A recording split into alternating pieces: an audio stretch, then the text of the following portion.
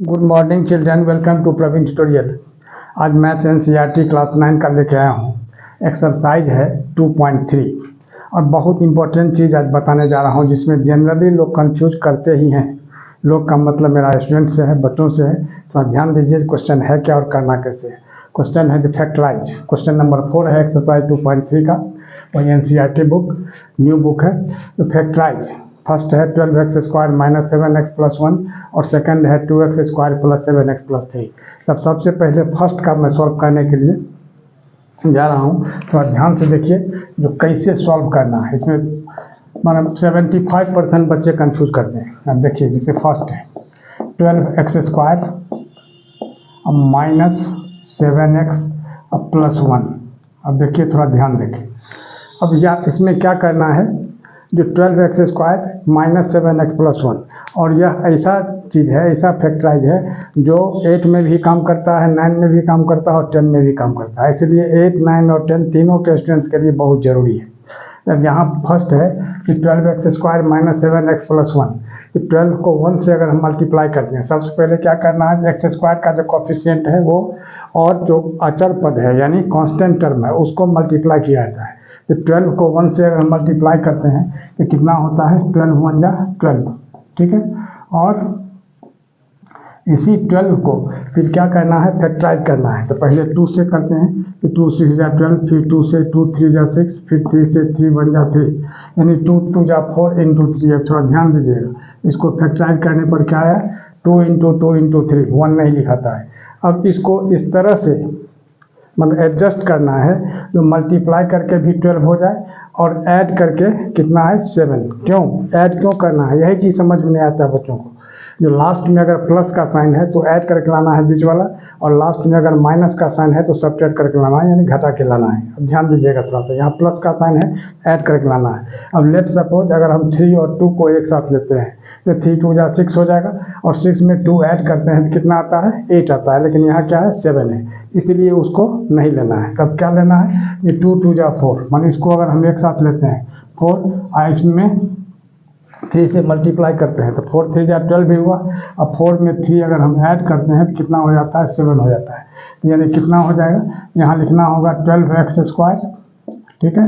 अब माइनस, अब 7 की जगह क्या लिखना है, 4 प्लस 3, और यहाँ क्या हो जाएगा x, अब प्लस कितना हो जाएगा 1। अब ध्यान दीजिएगा थोड़ा सा, 12x² अब माइनस, अब क्या करना है, ये 4 को x से मल्टीप्लाई करना है। तो 4 को x से मल्टीप्लाई करेंगे 4x, अब माइनस को प्लस से मल्टीप्लाई करेंगे तो माइनस।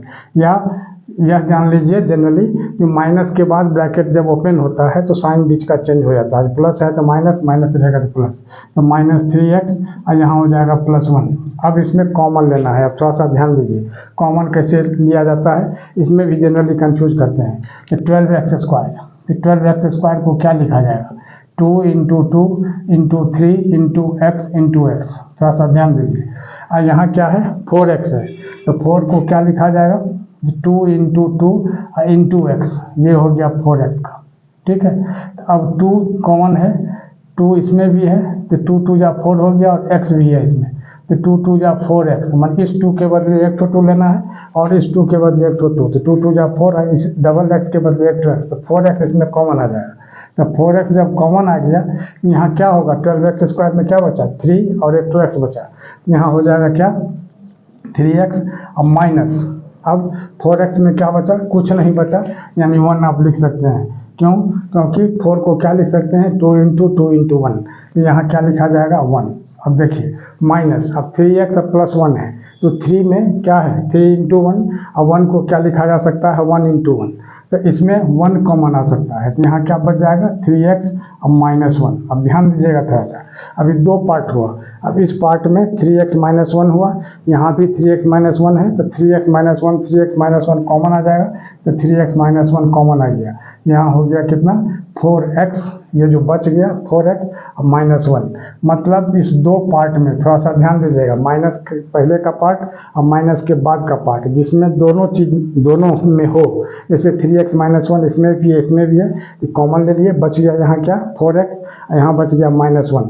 यही 4x माइनस 1 इसका क्या हो जाएगा, आंसर हो जाएगा। अब ध्यान दीजिए अगला क्वेश्चन सेकेंड वाला, सेकेंड में क्या है कि 2x स्क्वायर अब प्लस 7x अब प्लस 3, ध्यान दीजिए बस उसी तरह से करना है।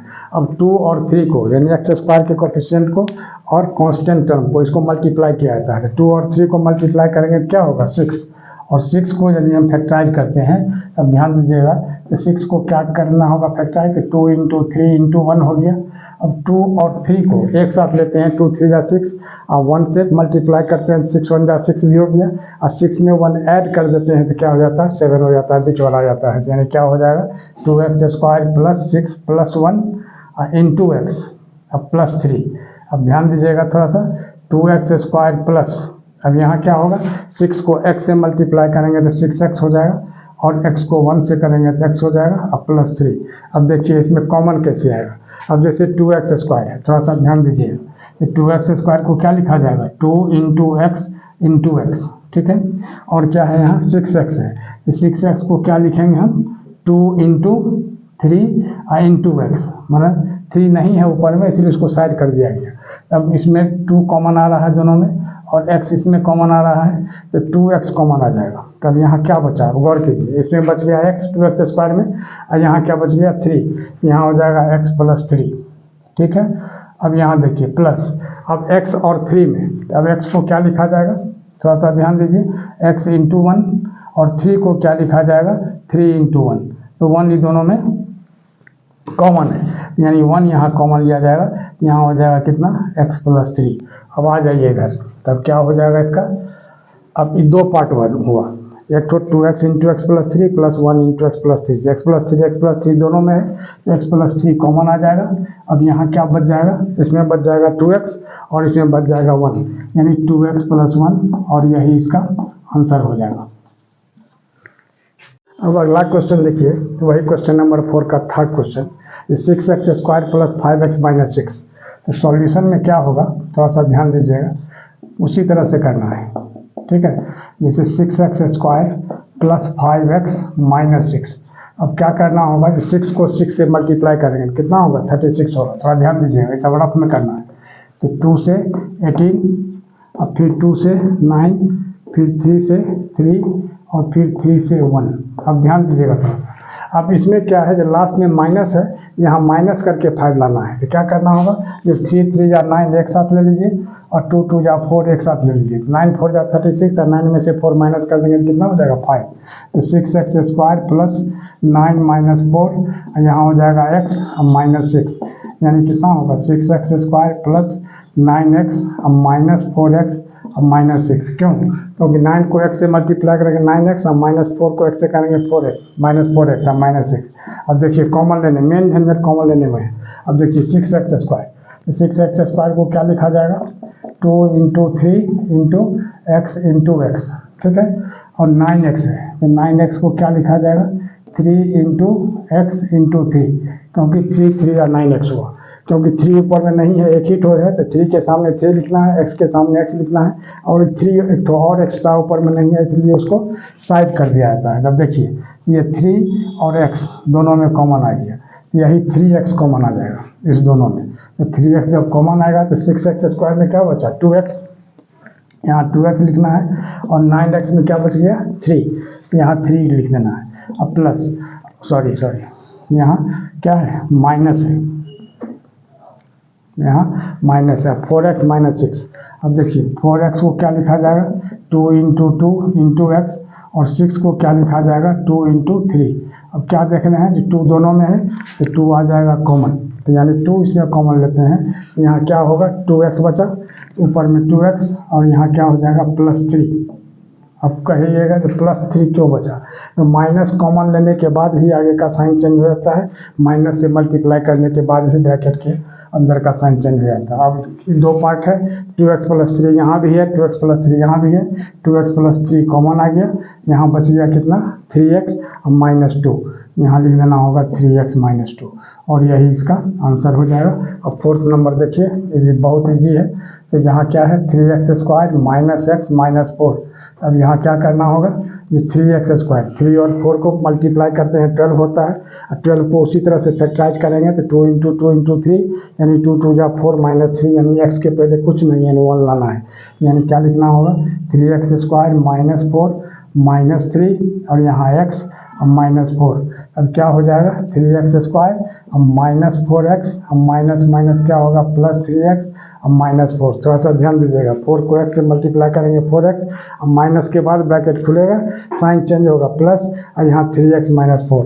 अब यहाँ क्या देख रहे हैं, दोनों में x कॉमन है, 3x² में 4x में x कॉमन ले लेंगे तो यहाँ बच जाएगा 3x -4 और प्लस, अब इसमें कोई चीज़ कॉमन नहीं है तो 1 कॉमन है, कुछ कॉमन नहीं रहे तो 3 को 3 × 1 लिख सकते हैं, 4 को 4 × 1 लिख सकते हैं, तो 1 दोनों में आ जाएगा, तो 1 कॉमन है तो यहाँ हो जाएगा कितना 3x -4। अब देखिए थोड़ा ध्यान देखिए, अब यही 2 पार्ट है, अब 2 पार्ट में क्या है 3x -4 दोनों में है, तो यहाँ हो जाएगा 3x -4 कॉमन आ जाएगा, तो यहाँ बच जाएगा कितना x और यहाँ हो जाएगा +1 और यही इसका आंसर हो जाएगा।